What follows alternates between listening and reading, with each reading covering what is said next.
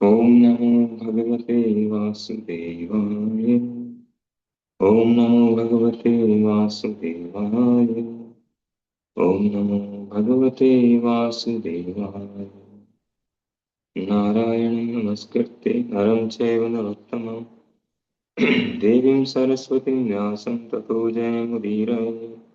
नष्टप्रायेषु भद्रेषु नित्यं भागवतसेवया भगवती उत्तमश्लोके भक्तिर्भवति नैष्ठिकी। नमो विष्णुपादाय कृष्णप्रेष्ठाय भूतले श्रीमते भक्तिवेदांत स्वामिनिति नामिने। नमस्ते सारस्वती देवे गौरवाणी प्रचारिणे निर्विशेष शून्यवादी पाश्चात्य देशतारिणे। वाञ्छाकल्पतरुभ्यश्च कृपा सिन्धुभ्येव च पतितानां पावनेभ्यो वैष्णवेभ्यो नमो नमः। जय श्री कृष्ण चैतन्य प्रभु नित्यानंद श्री अद्वैत गदाधर श्रीवासादि गौर भक्तवृंद। हरे कृष्ण कृष्ण कृष्ण हरे हरे, हरे राम राम राम हरे हरे।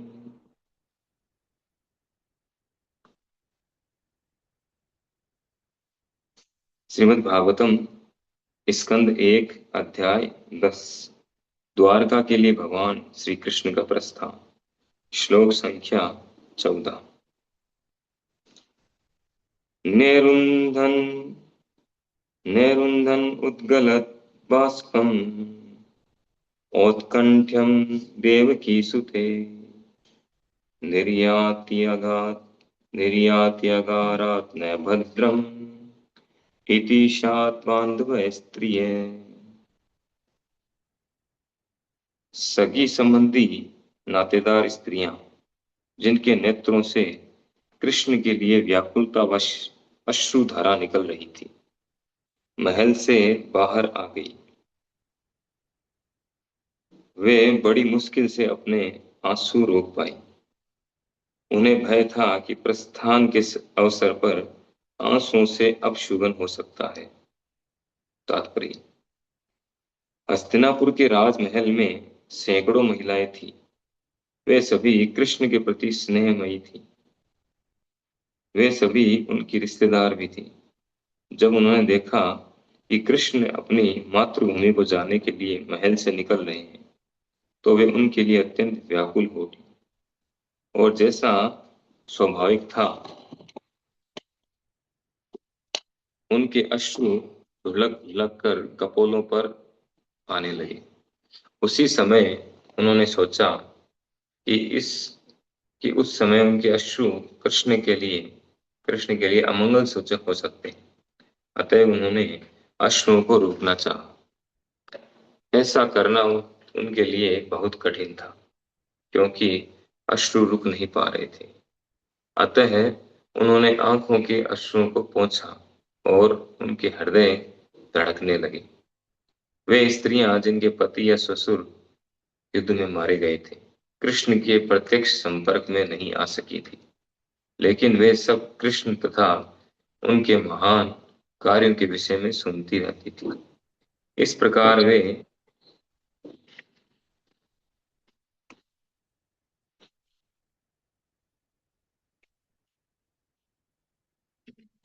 वे उनके विषय में सोचती, उनके नाम तथा यश के विषय में बातें करती और उन स्त्रियों के समान स्नेहिल हो गई थी जो उनके प्रत्यक्ष संपर्क में थी।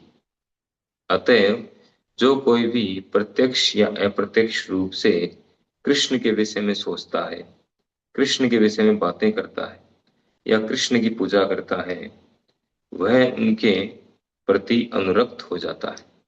क्योंकि कृष्ण परम पूर्ण है, अतः उनके नाम रूप गुण आदि में कोई अंतर नहीं है। हम कृष्ण के साथ अपने घनिष्ठ संबंध को उनके विषय में बातें करके, श्रवण करके या स्मरण करके पुनर्जीवित कर सकते हैं। आध्यात्मिक सामर्थ्य से ही ऐसा हो पाता है। श्रील प्रभुपाद की जय। तो बहुत ही महत्वपूर्ण मैसेज है इस श्लोक में, तात्पर्य में। भगवान श्री कृष्ण द्वारका के लिए प्रस्थान करने वाले हैं हस्तिनापुर से, और सभी उनको विदा कर रहे हैं। तो अपना कोई प्रियतम, कोई प्रिय जब विदा होता है तो कैसा होता है, ये हम सब समझते हैं, जानते हैं। लेकिन भगवान जो हैं वो सबके लिए कितने प्रिय हैं, कितने प्रिय हो सकते हैं, इसका हमें अंदाजा नहीं है। तो इस श्लोक में मुख्य रूप से जो है तीन महत्वपूर्ण शिक्षाएं हैं, तीन महत्वपूर्ण बातें जो है वो है, एक तो है कि जो वहां की स्त्रियां थी वो सब उनकी रिश्तेदार थी, और वो बहुत ही अधिक व्याकुलता का अनुभव कर रही थी जब भगवान श्री कृष्ण वहां से प्रस्थान करने वाले थे। व्याकुलता का, या जब कोई दूर जाता है तो मैं सेपरेशन, वो भाव अनुभव कर रही थी। इस वजह से उनको बहुत अधिक व्याकुलता के कारण अश्रु जो है रुक नहीं पा रहे थे उनकी आंखों से, बहते जा रहे। यद्यपि उनको लग रहा था कि ऐसे अश्रु धारा बहाते हुए, इस तरह से देखते हुए भगवान जाएंगे तो उनके लिए अपशुभन होगा, अच्छा मैसेज नहीं है, मुस्कुराते हुए विदा करना चाहिए, मुस्कुरा करके विदा करना चाहिए, ये तो ठीक नहीं है। लेकिन वो क्या करें, उनका तो आउट ऑफ कंट्रोल था, उनका हृदय जो है वो व्याकुल हो रहा था कि भगवान चले जाएंगे यहाँ से, हमारा क्या होगा। उनको देखते थे, दर्शन करते थे। तो जिन स्त्रियों की यहाँ बात की गई है वो भगवान के डायरेक्ट संपर्क में नहीं थी, लेकिन फिर भी उनको देखती थी, कुछ ना कुछ सर्विस तो करती थी वहां पर, प्रसाद के टाइम हो चाहे सर्विस के, उनको खिलाने के टाइम, खिलाने के समय। तो हर व्यक्ति का भगवान से संपर्क है। तो एक तो बात यह है कि उनकी जो स्थिति थी उसका वर्णन है। दूसरा है कि प्रत्यक्ष या अप्रत्यक्ष हम कैसे भी भगवान के संपर्क में आए, हमें सेम बेनिफिट मिलेगा। और तीसरा जो महत्वपूर्ण पॉइंट है वो है कि भगवान और उनके नाम, रूप, गुण, उनमें कोई अंतर नहीं है, ये बताया गया है। तो तीन महत्वपूर्ण इसमें है, बातें हैं। तो पहला जो है वो है कि जब भगवान श्री कृष्ण वहां से निकल रहे थे हस्तिनापुर से, तो जितनी भी स्त्रियां थी वो उनके प्रति बहुत अधिक स्नेहमयी थी। भगवान से सभी प्रेम करते हैं, ऐसा कोई व्यक्ति नहीं है जो भगवान से प्रेम नहीं करता। कैसे है, इसको कैसे समझे? तो इसको प्रभुपाद जी समझाते हैं, चैतन्य चरितामृत में समझाया है इस बात को, और भी कई जगह पर है कि प्रत्येक व्यक्ति अपने आप से प्रेम करता है, यानी अपनी आत्मा से, अपने आप से यानी आत्मा से, स्वयं से प्रेम करता है। स्वयं से प्रेम क्यों करता है? क्योंकि हम जो है भगवान के अंश हैं, इसलिए हम अपने आप से प्रेम करते हैं। और हम भगवान के अंश हैं, इसलिए हम भगवान से प्रेम करते हैं। अब समस्या क्या है हमारे साथ कि हम उस स्थिति को भूल चुके हैं, हमारी वास्तविक कंडीशन को हम भूल चुके हैं। हम माया के द्वारा भ्रमित हैं। माया हमें रोज जो है वो कभी कैडबरी दिखाती है, कभी डेयरी मिल्क दिखाती है, कभी चोकोबार दिखाती है। उसके चक्कर में हम आते रहते हैं, भ्रमित है उसके द्वारा। वास्तविकता क्या है उसको हम समझ नहीं पाते। इस कारण से हम भगवान की ओर अट्रैक्शन हमारा नहीं होकर के और इधर भौतिक चीजों की तरफ आकर्षण बढ़ता जा रहा है। लेकिन हर व्यक्ति जो है भगवान से प्रेम करता है। और प्रभुपाद जी बताते हैं वहां पर कि हम हमारे शरीर से प्रेम करते हैं। क्यों करते हैं शरीर से प्रेम? क्योंकि शरीर जो है वो रहने का स्थान है, आत्मा के रहने का स्थान है, इसलिए हम शरीर से प्रेम करते हैं। प्रत्येक व्यक्ति अपने स्थान से प्रेम करता है। लंबे समय कहीं रह जाते हैं तो हमारा वहां से अटैचमेंट हो जाता है। तो ये स्वाभाविक है। अब क्योंकि हम भौतिक धरातल पर है इसलिए हम भौतिक वस्तुओं से अटैच हो जाते हैं। अगर हम आध्यात्मिक धरातल पर होंगे तो भगवान की तरफ हमारा अटैचमेंट बढ़ेगा। तो प्रत्येक व्यक्ति भगवान से प्रेम करता है। और जैसे कहा भी गया है शास्त्रों में, स्पेशली भक्ति रसावत सिंधु में, नित्य सिद्ध कृष्ण प्रेम साधे कबू है, शरण आदि शुद्ध चित्त करे उदय। कृष्ण प्रेम तो हमारे अंदर है, नित्य सिद्ध है, वो इनबिल्ट सॉफ्टवेयर है वो। जैसे हमको मोबाइल लाते हैं, लैपटॉप लाते हैं, तो कुछ उसमें ऐसे सॉफ्टवेयर आते हैं जिनको हमें खरीदना या प्ले स्टोर पे जाके डाउनलोड करने की आवश्यकता नहीं है, खरीदने की आवश्यकता नहीं। वो इनबिल्ट सॉफ्टवेयर है, लेकिन वो अपडेट नहीं है, अपडेटेड नहीं, एक्टिव नहीं है। कब एक्टिव होंगे वो, कब अपडेट होंगे? जब वाईफाई के संपर्क में आता है मोबाइल, तो वो एक्टिवेट हो जाता है, वापस से अपडेट हो जाता है। मैसेज आता है ना, हर थोड़े दिनों में मोबाइल मैसेज आता है सॉफ्टवेयर अपडेट के लिए। सॉफ्टवेयर अपडेट अपडेट करेंगे, जब आप वाईफाई के संपर्क में आएंगे तो अपडेट हो जाएगा।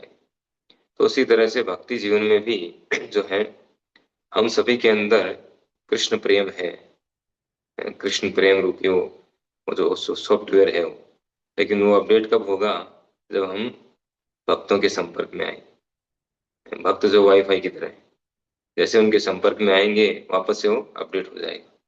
और हर थोड़े दिनों में हमें अपडेट रखना पड़ेगा उसको। ऐसा नहीं एक बार संपर्क में आए फिर अब कोई टेंशन नहीं है, अब नहीं करना भक्तों का संग, नहीं, करना पड़ेगा अगर अपडेट रहना है तो।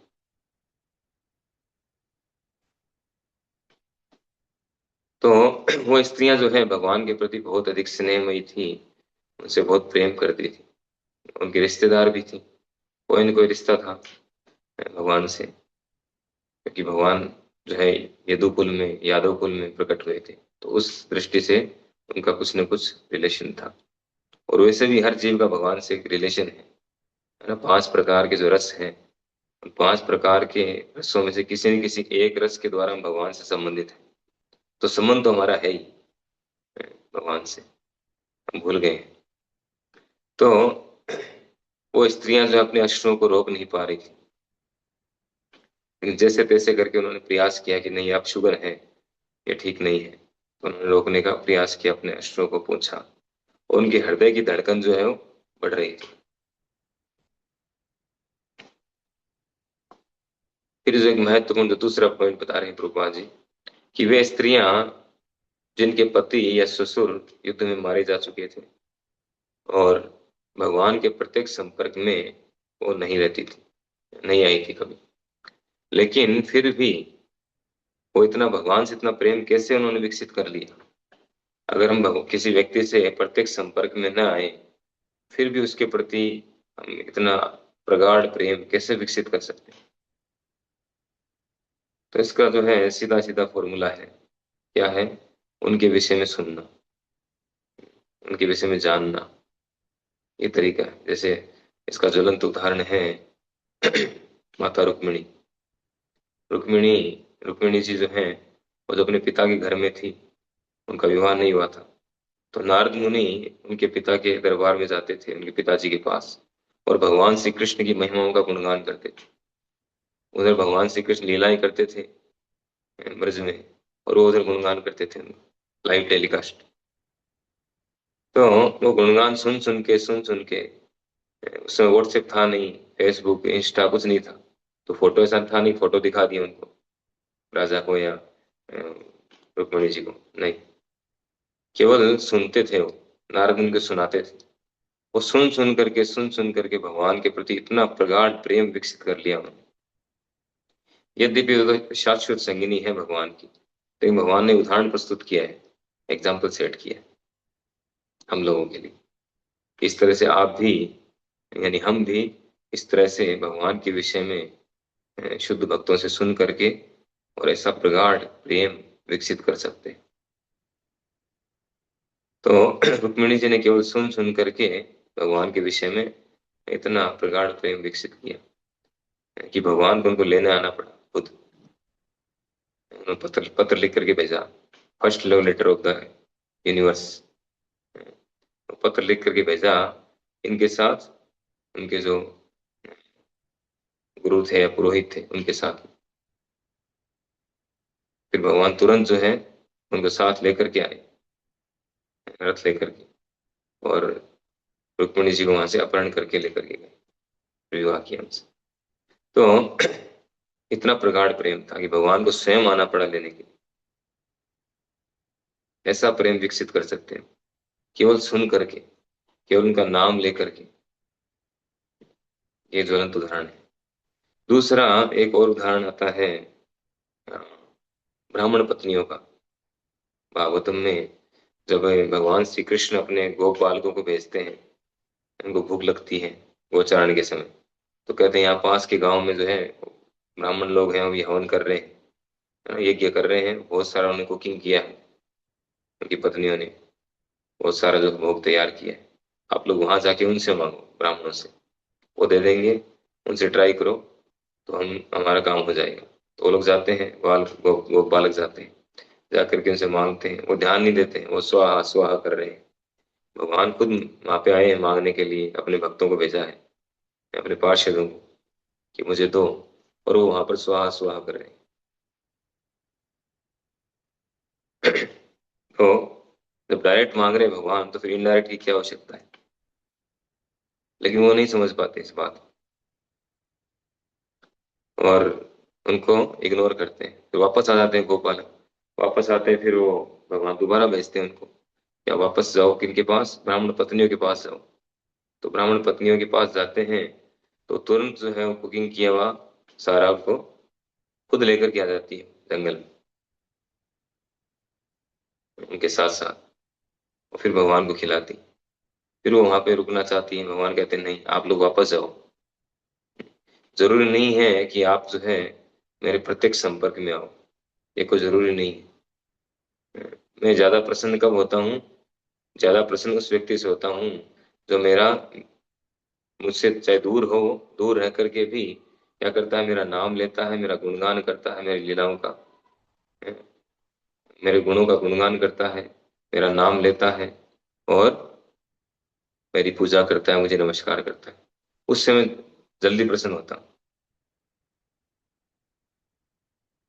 तो ये बताते हैं, स्वयं भगवान बताते हैं इस बात को। फिर वो वापस वहां से चली जाती है।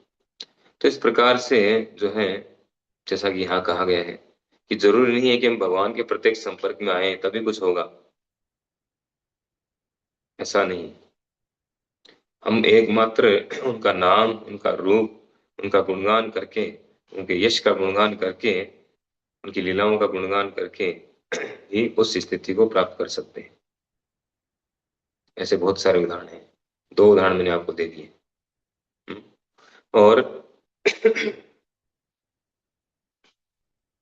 तीसरी जो महत्वपूर्ण बात है यहाँ बताई गई, वो क्या है? वो है कि ऐसा क्यों है कि केवल प्रत्येक संपर्क में ना आकर के, और दूर से ही है, बहुत दूर, हमने कभी भगवान को देखा ही नहीं है, केवल सुन करके और उनका नाम लेकर के ऐसी दिव्य स्थिति को प्राप्त हो जाएंगे, आध्यात्मिक प्लेटफॉर्म पे आ जाएंगे। ऐसा कैसे संभव है? तो ऐसा इसीलिए संभव है क्योंकि भगवान के नाम, रूप और उनकी लीलाएं, उनके गुण, उनमें और भगवान में किसी प्रकार का कोई अंतर नहीं, दोनों सेम है। नाम चिंतामणि कृष्ण, चैतन्य रस विग्रह, नित्य मुक्तो नित्य सिद्धो, नित्य सिद्धो नित्य मुक्तो, अभिनत्वात् नाम नाम। ये भगवान का जो नाम है वो चिंतामणि है, स्पर्शमणि नहीं है। स्पर्शमणि या पार्शमणि है, उसके तो वो संपर्क में आएगा तभी वो काम करेगा। वो भी पर्टिकुलर कि लोहा लोहा टच होगा तो लोहे को ही सोना बनाएगा। दूसरा साथ ही साथ देखिए, पारसमणि क्या क्या कमियां हैं, विशेषताएं तो आप जानते हैं कि सोना बना देता है लोहे के टच होते। तो पहला माइनस पॉइंट है कि उसके टच होना पड़ेगा, टच होने पर वो सोना बनाएगा। दूसरा, केवल लोहे को सोना बनाएगा। तीसरा, वो इस जिसको सोना बनाएगा उसमें वो क्वालिटी नहीं डाल सकता कि वो किसी के संपर्क में आके उसको सोना बना दे। ये तीन माइनस पॉइंट है। लेकिन भगवान का जो नाम है उसको कहा गया है, क्या कहा गया? चिंतामणि। नाम चिंतामणि कृष्ण। चिंतामणि का क्या मतलब है? चिंतामणि का मतलब है कि इसका, हम चाहे भगवान के संपर्क में कभी नहीं आए, कभी फोटो भी नहीं देखा हमने, केवल इनका चिंतन करके, उनका नाम लेकर के हम पूरी तरह से शुद्ध हो जाएंगे। हमारा जो प्रेम है, कृष्ण प्रेम, वापस जागृत हो जाएगा, अपडेट हो जाएंगे वापस से, केवल चिंतन करके उनके बारे में केवल सुन करके, केवल सुन करके, केवल बोल करके, केवल उनके बारे में विचार करके, चिंतन करके जो हम पूरी तरह से शुद्ध हो जाएंगे, आध्यात्मिक प्लेटफॉर्म पे आ जाएंगे। और कोई दूसरा उपाय नहीं है। तो नाम चिंतामणि कृष्ण, तो एक तो ये विशेषता कि हम खुद जो है, हमें दिव्य गुण आ जाएंगे, जो भगवान के अंदर जो दिव्य गुण हैं वो हमारे अंदर दिव्य गुण प्रकट हो जाएंगे। यशास्ति भक्ति भगवती किंचना सर्वे गुणे तत्र समासते सुरा।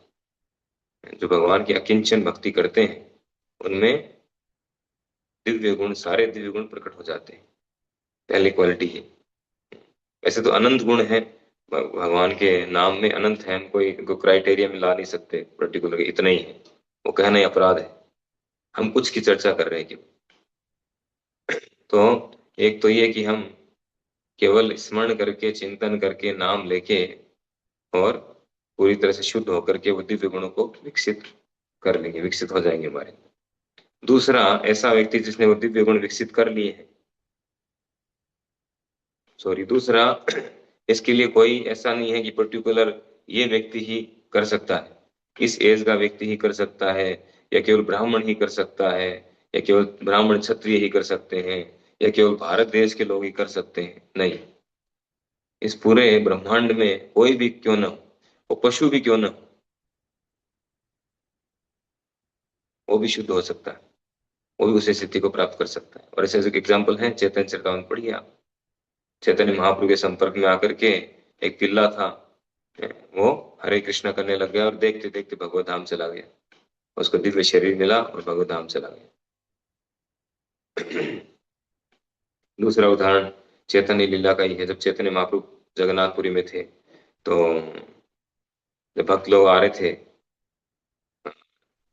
जगन्नाथपुरी से मिलने के लिए, उनके दर्शन के लिए, तब एक कुत्ता जो है वो साथ साथ आ रहा था। फिर वो नाव में नहीं चढ़ाया उसको।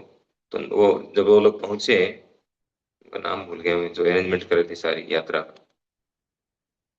शिवानंद सेन। शिवानंद सेन जो है, उनको ये जिम्मेदारी दी थी कि सारी यात्राओं का अरेंजमेंट करेंगे। आप बहुत बड़े डोनर थे वो। तो शिवानंद सेन जो उस कुत्ते को नहीं लाए साथ में, या कोई कारण से कुत्ता शायद निकल गया था वहां, जो वो नाव लेके चल रहे थे, तो नाव में नहीं चढ़ा पाए उसको।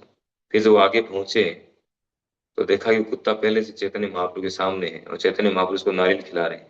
वो उछल उछल के नारियल खा रहा है, उसको नारियल खिला रहे हैं ऊपर से। फिर जो है उन्होंने दिखाया, देखा उन्होंने, थोड़ी देर बाद वो कुत्ता जो है भगवत धाम चला गया। तो ऐसे बहुत सारे उदाहरण है शास्त्रों में, जहाँ पशु पशु पक्षी तक जो है उनका उद्धार हो गया, भक्तों के संपर्क में आने से, भगवान नाम के संपर्क में आने से। तो हम तो क्या चीज है। तो पूरे विश्व में, पूरे जगत में, चाहे कोई भी हो, किसी जाति का हो, किसी देश का हो, किसी भी उम्र का क्यों ना हो, और उसकी कोई भी भाषा हो, और चाहे वो नीच से नीच कुल का क्यों ना हो, जैसे शबरी, माता शबरी है। माता शबरी का जन्म कहाँ हुआ? भील भील कुल में जन्म लिया, जहाँ बचपन से ही मांसाहार करना सिखाया जाता है, शिकार करना सिखाया जाता है, केवल मारना खाना ही है, यही प्रोजेक्ट है उनका।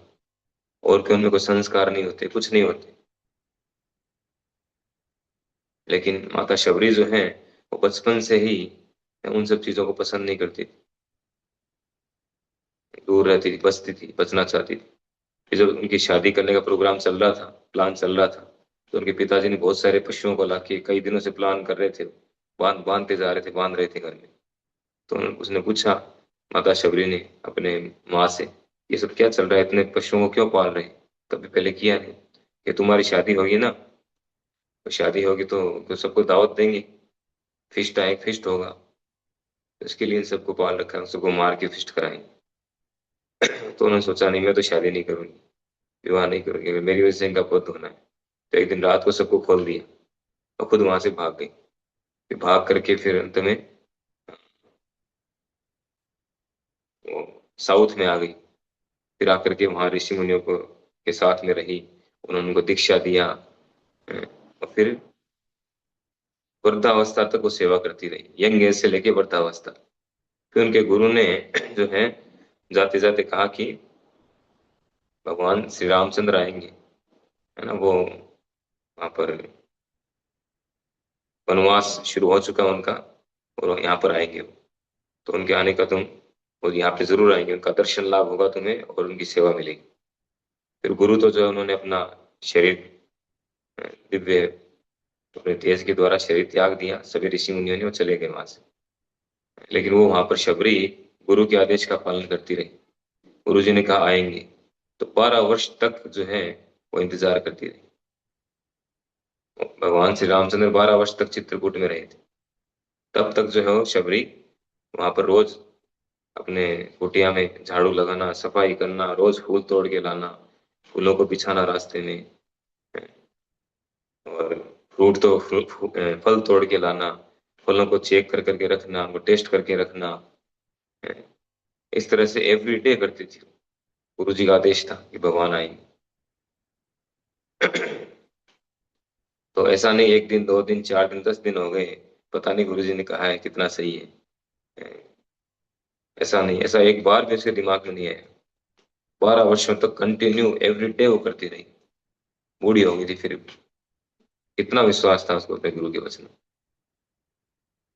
तो फिर जो है अंत में भगवान रामचंद्र आए, उनकी सेवा को स्वीकार किया प्रेम से। जो उन्होंने रख रखा था सब कुछ जो लाती थी, फ्रूट लेके आई, सब खाया उन्होंने, जूठा हुआ भी खाया। ऐसा जो है दिव्य अवसर उनको प्राप्त हुआ। तो वो तो भीलनी थी, कोई योग्यता नहीं थी, कोई संस्कार नहीं थे, कोई वैदिक शास्त्र नहीं पढ़े थे, कोई स्कूल कॉलेज नहीं गई। तो किसी को भी ऐसी कृपा मिल सकती है, मरगारी को मिल गई। तो ये तभी संभव है, यानी हम जो चर्चा कर रहे थे भगवान नाम के बारे में, तो भगवान नाम का, जो नाम लेकर के हम दूर रह करके भी भगवान के नाम के, उनके गुण, उनकी लीलाओं के संपर्क में आकर के भी उस स्थिति को प्राप्त कर सकते हैं। तो दूसरा, तीसरा पॉइंट है कि जो व्यक्ति उस स्थिति को प्राप्त कर लेता है ना, जो शुद्ध हो जाता है, उस स्थिति को प्राप्त कर लेता है, वो व्यक्ति अगर किसी दूसरे व्यक्ति को, यानी कोई दूसरा व्यक्ति उसके संपर्क में आता है, तो वो भी उसके जैसा हो जाता है। इसके बहुत सारे उदाहरण है चैतन्य चरितमृत, भागवतम में मिल जाएंगे। यानी खुद जो है स्पर्शमणि बन जाता है। यानी चिंतामणि के संपर्क में आके जो जो संपर्क में आएगा चिंतामणि के, वो सब स्पर्शमणि की तरह बन जाएंगे। स्पर्शमणि क्या, उनका दर्शन करने से लोग भक्त बन जाएंगे। दर्शन है पवित्र करो ए तुम्हारा, स्पर्श करने की आवश्यकता नहीं, वही क्वालिटी उनके अंदर आ जाएगी। चलते फिरते भागवत, चलते फिरते भागवत हो जाएंगे। जैसे चैतन्य महाप्रभु जब साउथ जा रहे थे प्रीचिंग के लिए, प्रीचिंग मिशन पे निकले हो, तो संकीर्तन करते थे और जा रहे थे, तो उस समय केवल 2 ही लोग थे, वो और उनके बाला कृष्णदास के साथ में। तो उस समय जो भी उनको गांव में मिलता, कहीं भी कोई आते उनसे मिलने के लिए, करोड़ों करोड़ों हजारों लाखों करोड़ों लोग आ रहे थे मिलने के लिए, और जिनको भी श्री चैतन्य महाप्रभु आलिंगन करते उसको कृष्ण प्रेम मिल जाता। जिस पे कृपा करते हो, कृपा दृष्टि डालते हैं उसको, वो कृष्ण प्रेम में निमग्न हो जाता, नाचने लगता। फिर वो जहां भी जाता उसको बोलते अब तुम अपने गाँव जाओ, यहाँ मेरे साथ नहीं रहना है। वो तो चाहते थे चैतन्य महाप्रभु के साथ ही रहे लाइफ टाइम, लेकिन नहीं, अपने अपने गाँव जाके प्रचार करो। और वो जहां जाते उनको देख करके, उनके हाव भाव को देख करके, उनके संपर्क में आकर के लोग वही कृष्ण प्रेम को प्राप्त हो जाते। ऐसे करके पूरे दक्षिण भारत में उन्होंने कृष्ण प्रेम वितरित कर दिया। श्रीवास आचार्य के बारे में आता है कि श्रीवास आचार्य जो है वो जहां से भी जाते थे, 8 किलोमीटर सराउंडिंग, है ना, 8 किलोमीटर या 8 माइल्स, जितने भी लोग होते थे सब अपने आप उनके मुंह से हरे कृष्ण महामंत्र निकलने लग जाता था। इतना प्रभाव था। तो ये जो है भगवान के नाम की विशेषता है, भगवान के गुणों की, भगवान की लीलाओं की। जो उनके संपर्क में आता है, उनके नाम रूप लीलाओं के, यश के, वो दिव्य बन जाता है। भगवान उसको दिव्य बना देते हैं, पूरी तरह से शुद्ध कर देते हैं, उसको कृष्ण प्रेम प्रदान कर देते हैं। तो जो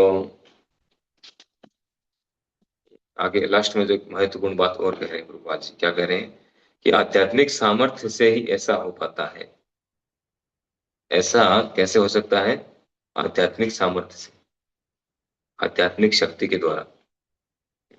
कृष्ण शक्ति बिना नए तार परिवर्तन, चैतन्य चरितमृत में बताया गया है। तो